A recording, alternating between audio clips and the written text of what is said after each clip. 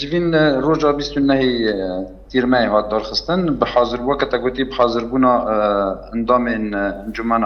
کانتونا یا آبوری و چاندنی و نونر سازی سیویل و نونر زنینگه ها روزآوا یعنی وقت نرخاندنک گشتی سر موسما گنم هات کرن و پیش روزه و چاوا اما دعم جودکارا بدن سروي اساسي قال لك مخرجات هاتن درخستن يعني مخرجي هانا سركه انه ام شوا وك هفسنجي دنافبرا كميات ما قرتنج جودكارا وكميات بار ما دعم كرنا يعني كميات مساحتي جنم تاني 3 مليون و 6,000 دونما جي 6,000 طن ما قرتي يعني هفسنجيك نافبرا كمياتي كما دعم كري وكمياتي هاتي كلمة جنمي كما قرتي تنا جبروي اما وك ريخ او بكن يعني تنظيمك نتشي بكن تنظيمك يعني جودكار فايده وببينه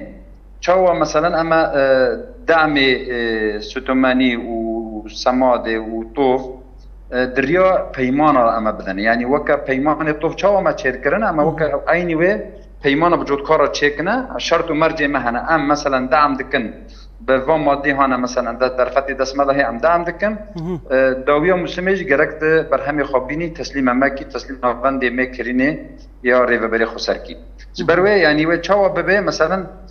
جودکاری هانه راست نک جودکاری هانه وهمی ایک رخصت چکرنه و نه چاندنه تنه و موضوع ده بگرن جودکاری و راست تنه موضوع ما بگرن و توف بگرن و سماده بگرن سماده خزاییه